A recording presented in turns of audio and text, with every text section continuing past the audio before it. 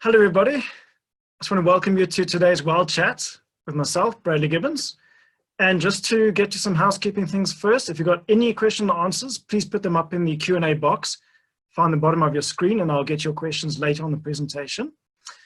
And also, before I start, I've got to invite my special friend. His name is Sunny the Sungazer. He'll be with us throughout the presentation. So if there are any questions that I can't answer, he'll get to those questions as well. So please don't be scared about asking questions. No question is a stupid question, I promise you. So Sunny the Sungazer, he's going to be warm enough. He is hibernating at the moment, but I think he hibernates in summer as well. He's very friendly. He doesn't bite, and he's with me in a lot of places I go to. So he is pretty much motionless. He's a toy. He won't bite, and he's a good chap. Okay, let's move on now to the first slide that I'll be talking about now, just back to an introduction about today's presentation, and obviously the secret lives of Sungazers.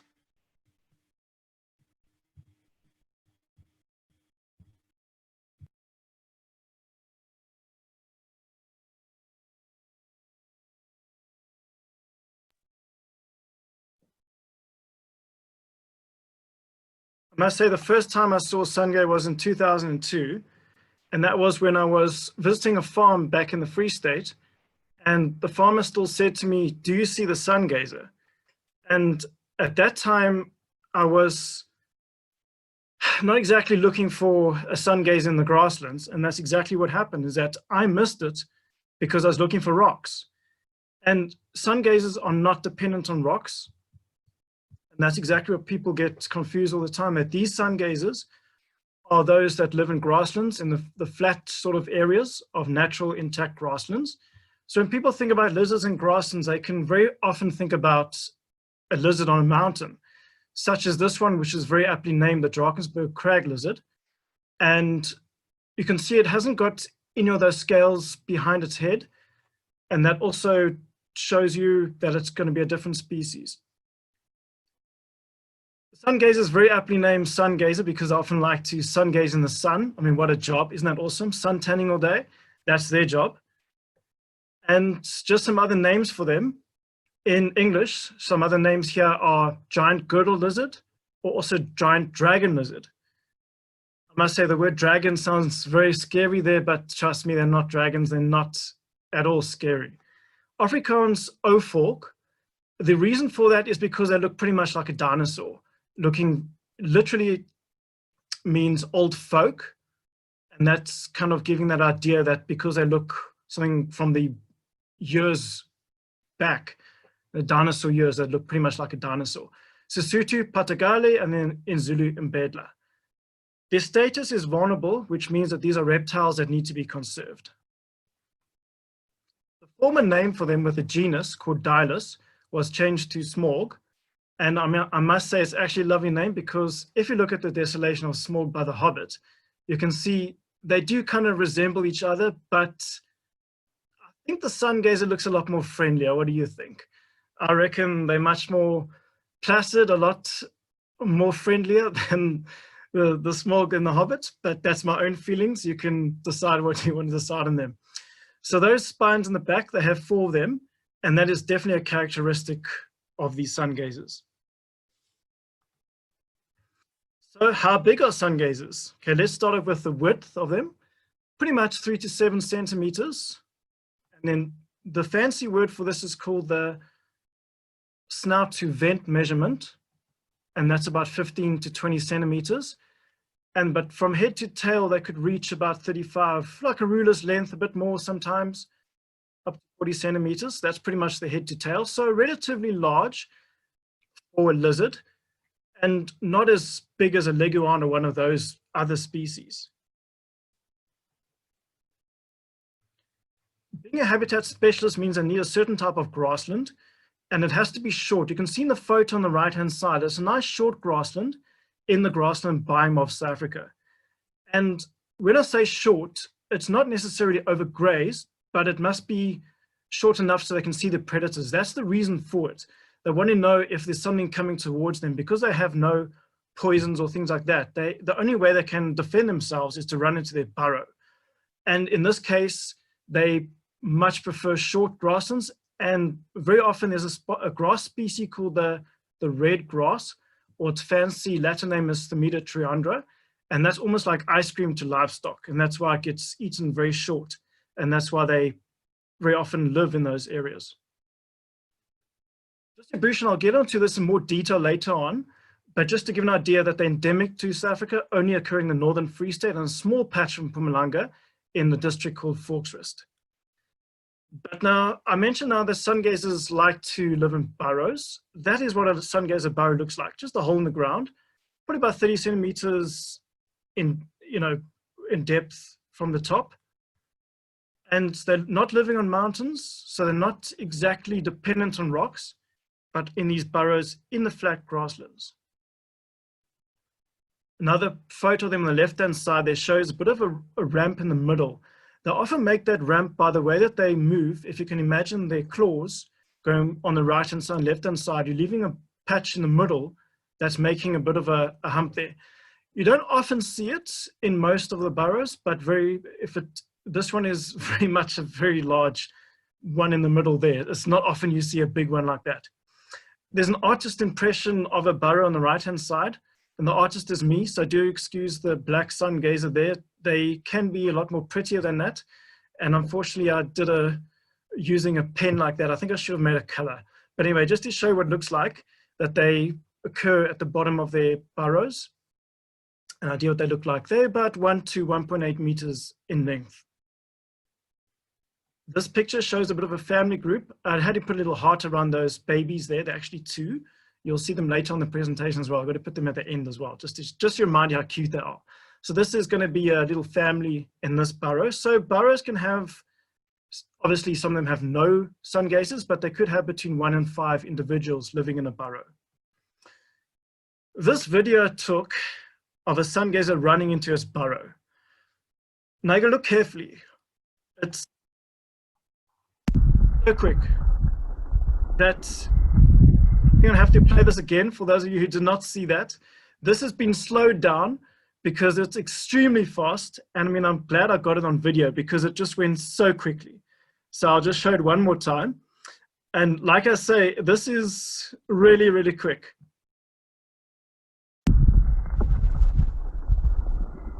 You can imagine if you see a human being like me, you want to run away into your burrow and hide away. So that is what they do to defend themselves, running into that burrow as quick as they can.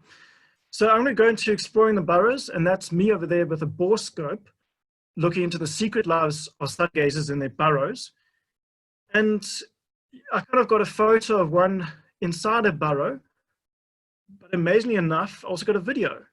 So I'll show you this video, and you can see I'm right deep in the burrow right now. You can see the scales of the Sungazer sticking out. That's towards the tail of the Sungazer. And I want you to imagine how deep inside the burrow I actually am.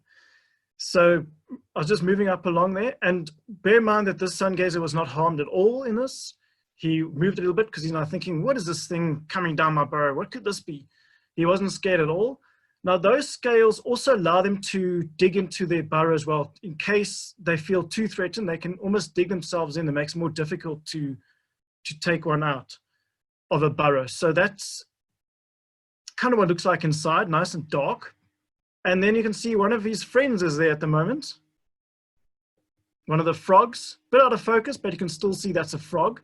So they do have some other friends visit them in the burrows. And this guy, obviously, he's getting free rent with a Sungazer.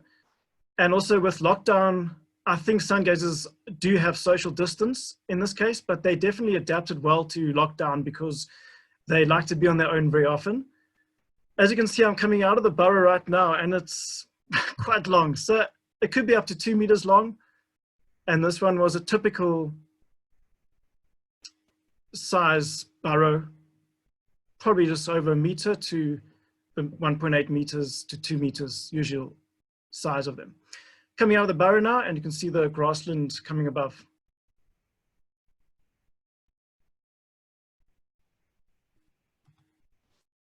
So what is it like inside the burrow with the temperatures? Now I use some data loggers supplied by Fraser, and the one on the left-hand side shows the outside temperature of a Sungazer burrow. So this was taken on a little data logger fixed to a little piece of wood, like a little fence post. And this one was showing quite a dramatic difference between the increase and the decrease in temperatures.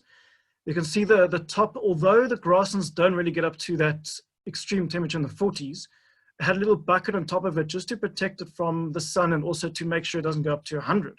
So that's why it's a bit too much on the 40 side, but the below temperatures are definitely accurate. And you can see a lot of them go below freezing.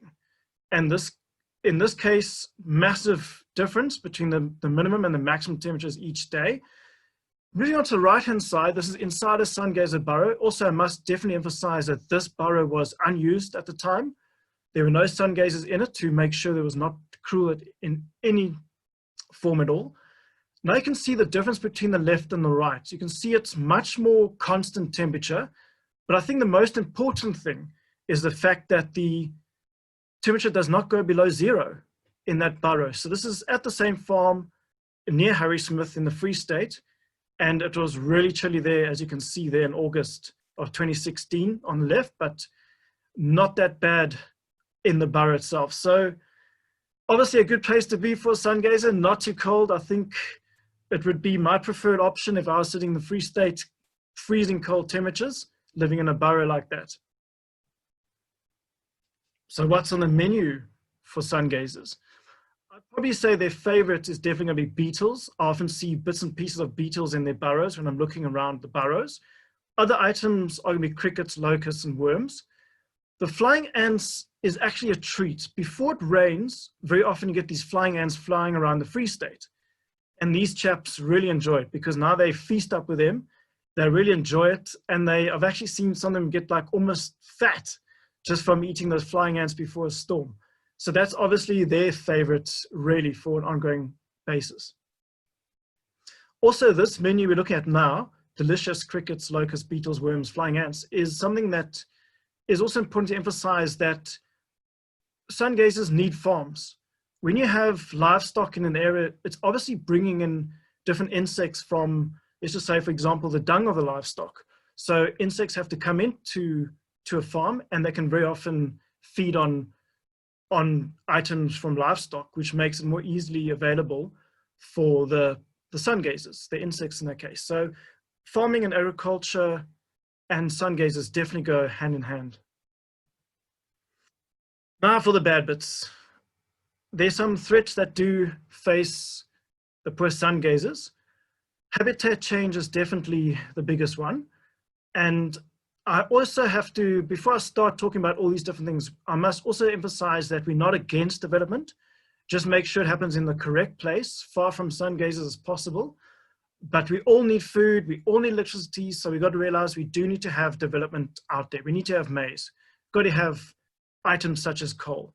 So I'm not saying it's bad, I'm just saying these are threats to the Sungazers. So obviously some virgin intact grasslands get plowed up for the maize, soya, as well as pasture. And then mining could be anything from gold, coal, iron ore, muti trade for medicinal use, and then the pet trade. This for no reason killing. I had a group of children that people reporting to me and a number of farmers. So it was more than 3 farmers reported a group of children killing Sungazers.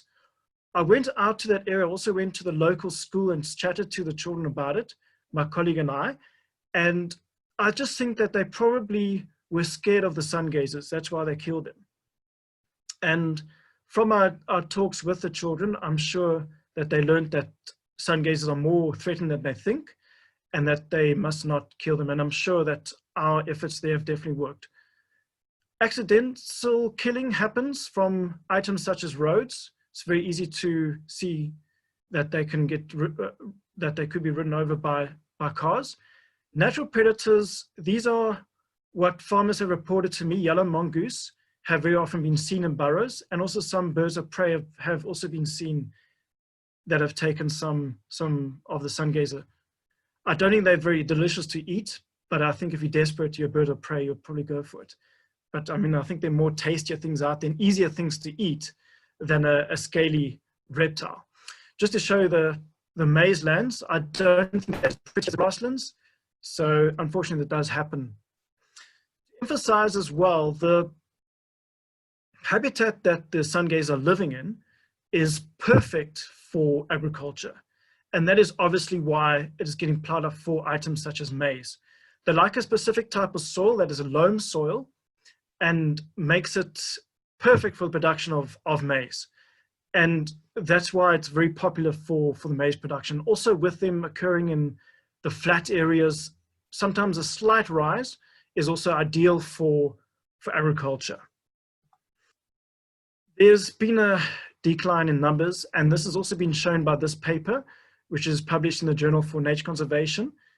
And it also mentions there that a third of the sungazer populations have disappeared over the last 37 years. And also from this study as well, done by Siobhan, it's just showing you the different declines in populations and also a result of the decline in habitat. So what is being done? So the Endangered Wildlife Trust and also the Sungazer Working Group, we all actively involved in the conservation of sungazers. And awareness is obviously very important, and that's to make people aware of the conservation value of sungazers. Why do we need to conserve them? And also we have a custodianship and a biodiversity stewardship process, and of course legislation. I'll go into more detail with this right now. So awareness is important, especially around children, and to make them appreciate sungazers. And also farm workers. I've been to many farms where the farm workers think that they've got sungazers on every single farm. And when they are more aware of the fact that they're threatened and they only occur in the Northern Free State, makes it very important for them. And they've been fantastic. I've got a lot of report backs from a lot of farm workers I've been to, and they always report seeing sungazers and where they see them as well. Custodian project. This is where a farmer is awarded a custodian board, and they are given the board for a 5-year period.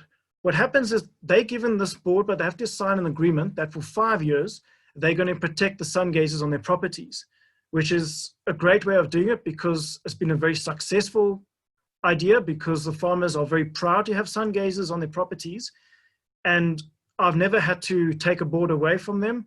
I always get constant reports from them about sungazers on their properties, and they're very proud to have the board. And it's something that I really enjoy giving out because you get to see the excitement on the farmer's face when you give the boards, and also to the farm workers, such as this farm found near the Freda area in Freda area in the Free State. Biodiversity stewardship is when there's a formal agreement done for the protection of the farm. I've already mentioned how farmers and landowners are very important for the conservation, but if we bear in mind that I can easily say 99% of the sungazers occurring on privately owned land means that they have to be protected. So the landowner's got various options, such as the protected environment and also nature reserve, which has got the highest value for conservation because it will be protected. But looking at ideas like protected environment means that farming can still continue as it is today on a farm, and the farmer will make that commitment not to plow up any sections and keep all the natural grasslands intact.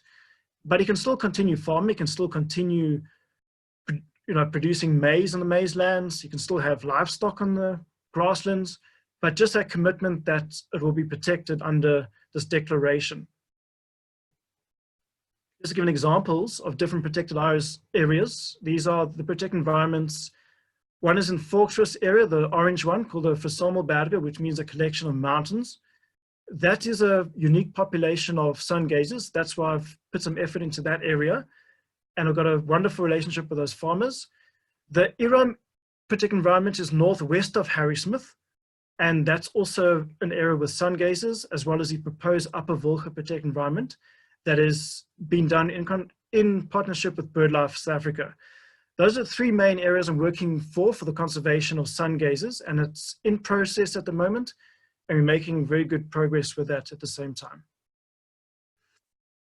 Legislation, okay, this is the Threatened or Protected Species Act, and this is what governs South African legislation to have threatened, endangered, and critically endangered species, of which sungazer is one of them. So they are protected from this. In other words, it is illegal to have Sungazers in South Africa without a permit, and this is due to that regulation.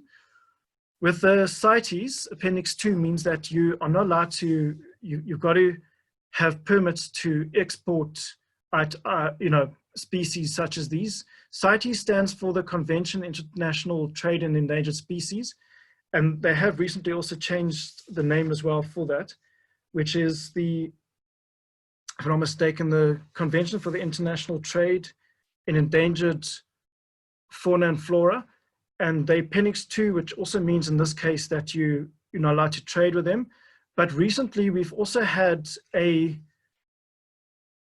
what we call a non-detriment finding, which has stopped the trade in Sungazers.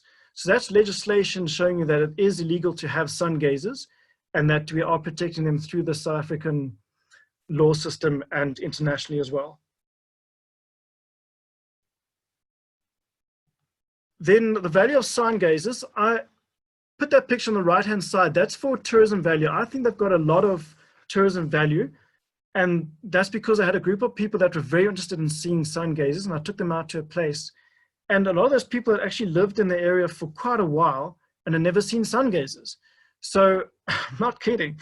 And I must say it was a great day because everyone enjoyed themselves a lot.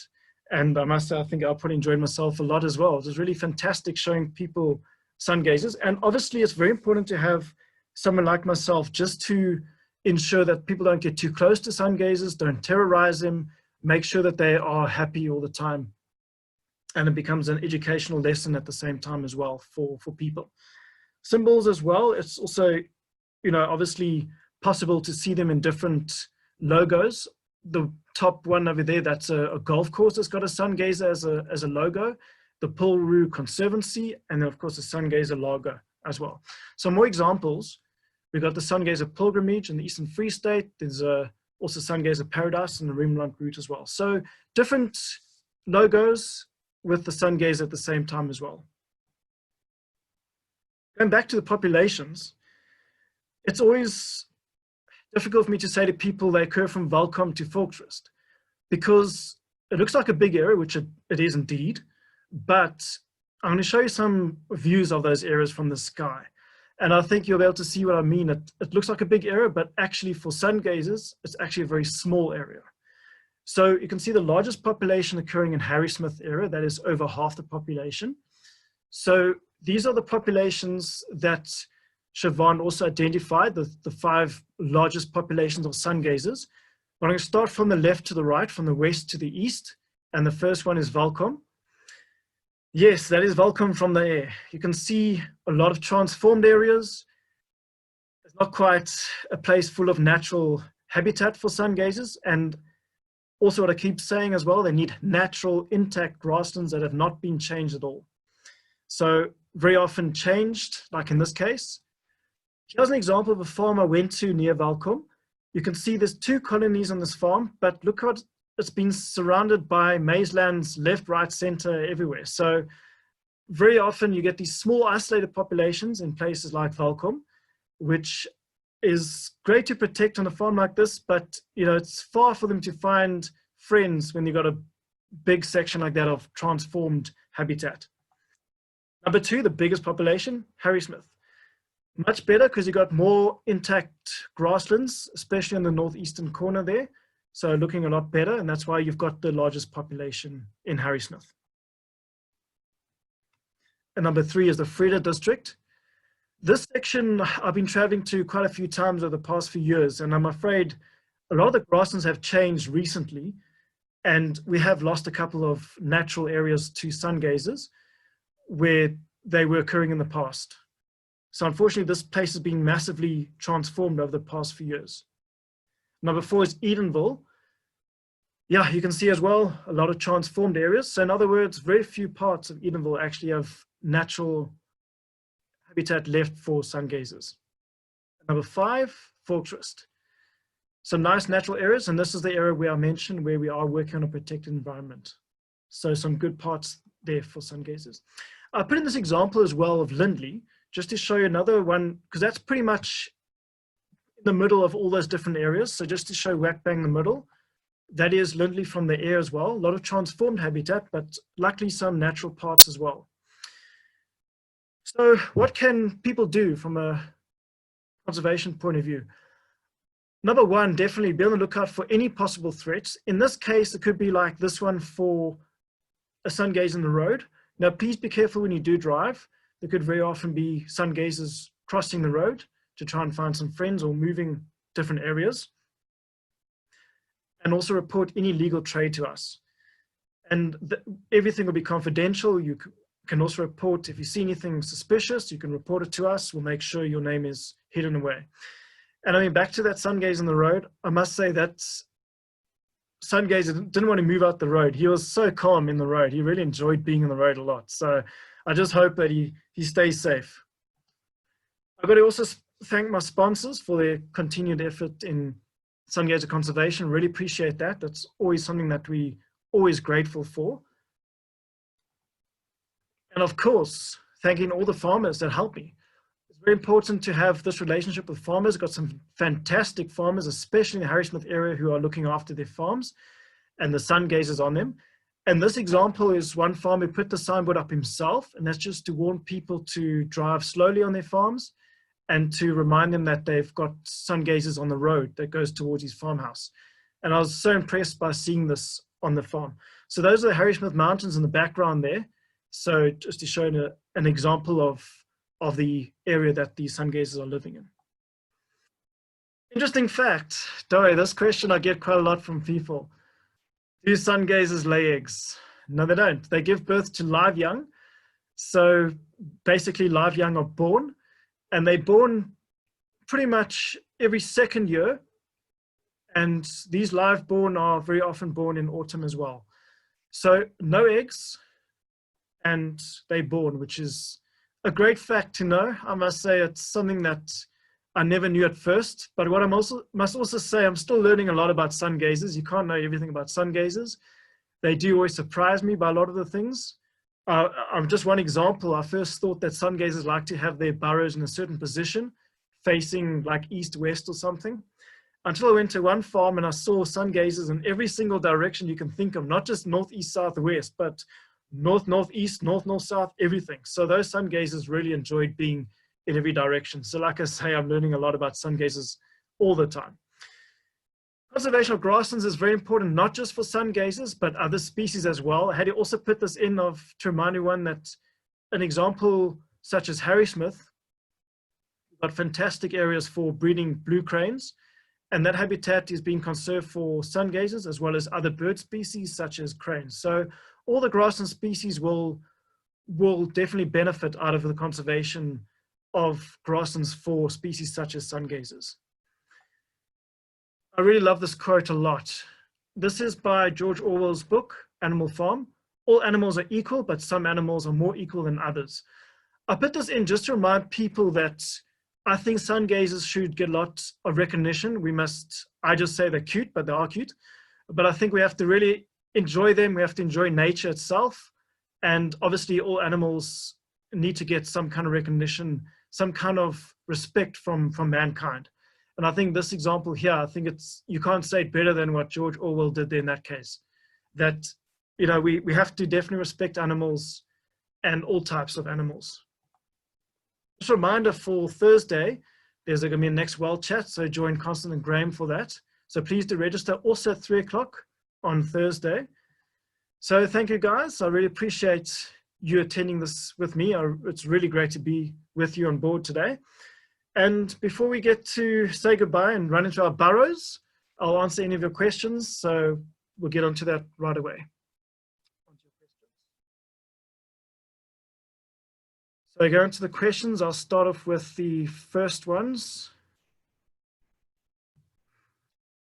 Okay, Penny, thanks for your question. Are there any publicly accessible reserves where one might be able to see sungazers?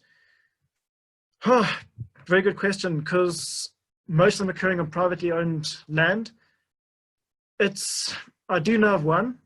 It's in the sort of Bethlehem district, but it's difficult to find them. So the easiest place is to see them on privately owned land, especially Harrismith district. And so not really, because most of them are occurring in privately owned land. Just to also touch on that a bit as well, they were released onto the Golden Gate National Park years ago. There's a community called the Siami community found west of Harrismith, and what happened is that they relocated them to Golden Gate National Park. Unfortunately, that showed that they can't survive by being relocated, because a very, very small percentage of them actually survive that. And that's why I keep saying we have to conserve the grassland habitat as much as possible. Colleen, going on to your question, how long have these populations been isolated from each other? Any chance of genetic movement between populations?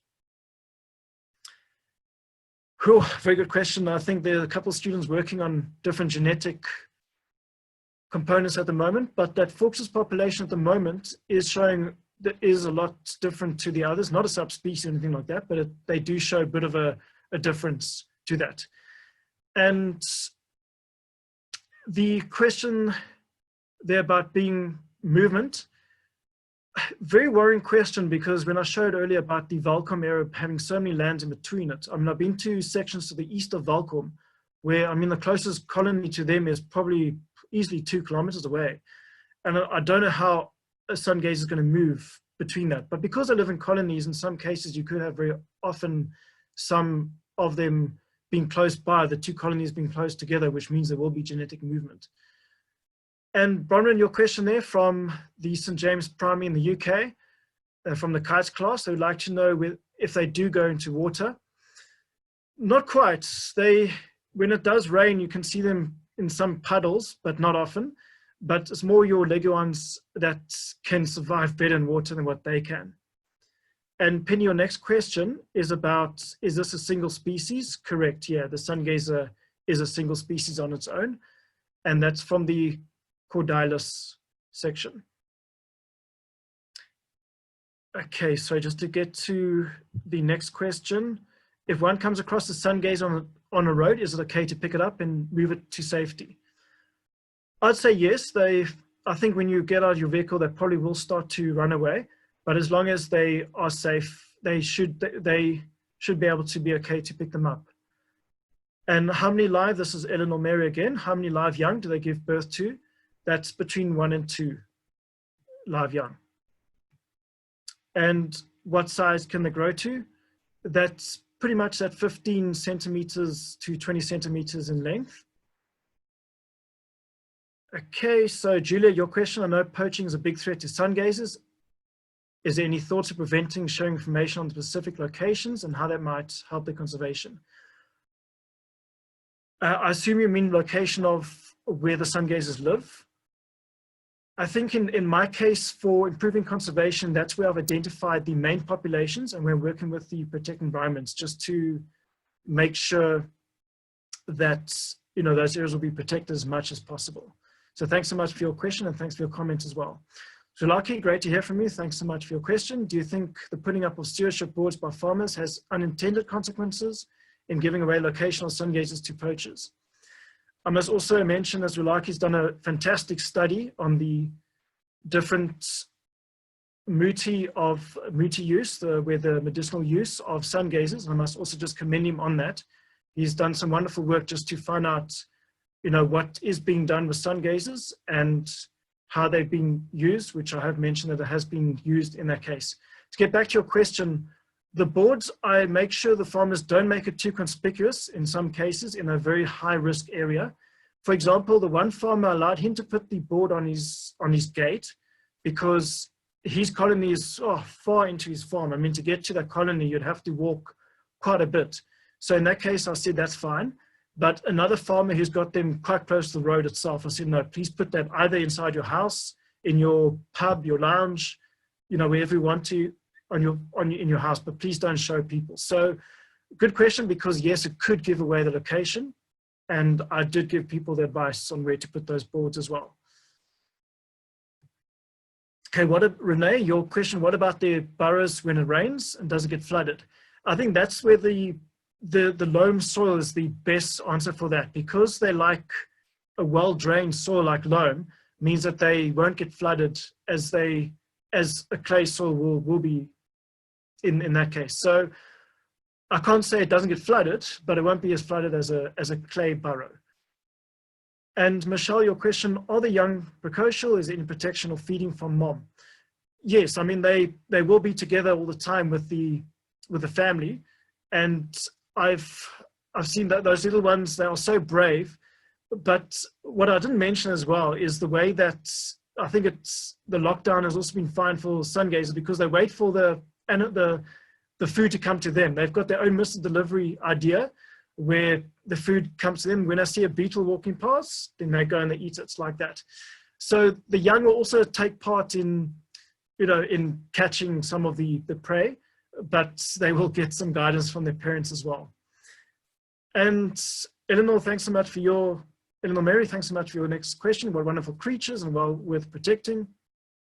And it's worrying to think how small an area they're confined to. And I mean, I must agree with you with that, because I really find that map I don't like to use in presentations to show people welcome to Fortress, because it really looks like a big area. But when you see the remaining populations and what small area they actually have left, it's a lot more scary. So Eleanor Mary, thank you so much for your comment there as well. And Iris, your question, are Sungazers only endemic to South Africa? Yes, correct. They only occur in the northern section of Free State and Fortress as well. So nowhere else in the world. And if you do see any other types of lizards that look similar, they are other species living in that part of the world as well. I think those are all the questions. And please, I'm going to put my contact details on right now. You're welcome to contact me at any time you want. My email address is there, contact number, and you're welcome to ask any question you'd like to at another time as well. I really appreciate you joining me. And so please take down my details. And that's a picture of me. That Sungazer was not harmed at all with that. He was found near Burrow and he was really calm about it.